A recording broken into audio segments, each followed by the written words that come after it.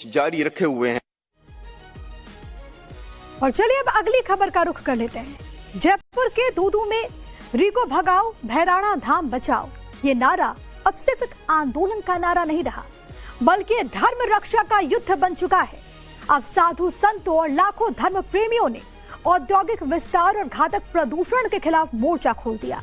भैराणा धाम को बचाने के लिए साधु संत 21 किलोमीटर की महापरिक्रमा पूरी कर अब जिंदा समाधि लेने की चेतावनी दे रहे हैं। दरअसल साधु संतों और स्थानीय ग्रामीणों की मांग है कि भैराणा धाम के आसपास औद्योगिक प्रदूषण फैलाने वाले विस्तार को रोका जाए। आंदोलनकारियों का आरोप है कि औद्योगिक इकाइयों से निकलने वाले जहरीले रसायन और प्रदूषण से क्षेत्र का पर्यावरण लगातार प्रभावित हो रहा है। उनका दावा है कि अब तक हजारों पेड़ और कई वन्य जीव प्रदूषण की भेंट चढ़ चुके हैं। दादू पंथियों का हरिद्वार माना जाने वाले भैराणा धाम में इस वक्त मेरी मौजूदगी है, जिसको दादू जी महाराज की मोक्ष स्थली माना जाता है। ये क्षेत्र जयपुर जिले के दूदू के बिचून स्थित भैराणा धाम में मौजूद है। आप अगर देखें तो पूरा अरावली पर्वतमाला के बीच बना ये धाम है। 151 बीघा जमीन धाम या यूं कहें आश्रम के पास मौजूद है।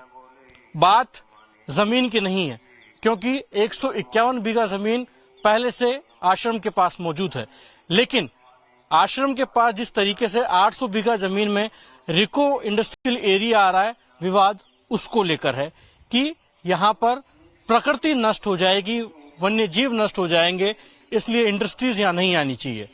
महाराज हैं जो यहाँ सेवाएं देते हैं। क्या नाम है महाराज जी? मुझे दीनदयाल दास के नाम से जाना जाता है। मैं आश्रम का सेवक हूँ। जहाँ पर अभी सेवक हैं, ये बताइएगा 800 बीघा जमीन में इंडस्ट्रियल एरिया रिको को आने वाला है, क्यों विवाद हो रहा है फिर?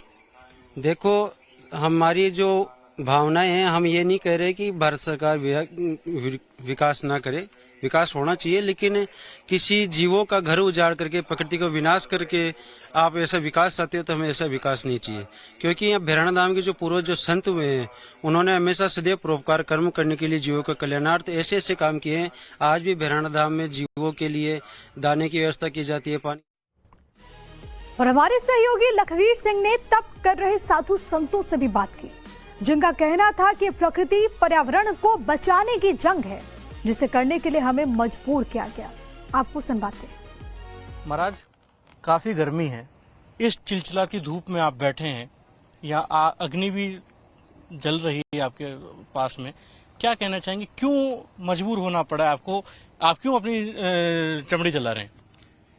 ये प्रकृति, पर्यावरण और दादू दयाल का ये भैराणा धाम की आस्था को बचाने के लिए ये कार्य करना पड़ रहा है। आपको क्यों लगता है कि प्रकृति नष्ट हो जाएगी यहाँ? प्रकृति नष्ट हो जाएगी? आप स्वयं आंखों से देखो, प्रकृति नष्ट नहीं हो गई। 800 बीघा में देखो कितने चारों तरफ पेड़ जंगल था, उस सारे जंगल को बराबर को नष्ट करके यहाँ मैदान बना दिया गया। जंगल के साथ में कई जीव जंतु, चींटी, कीड़े मकोड़ी, चूहा, बिल्ली, नेवले, कितने ही जीवों को मार दिया।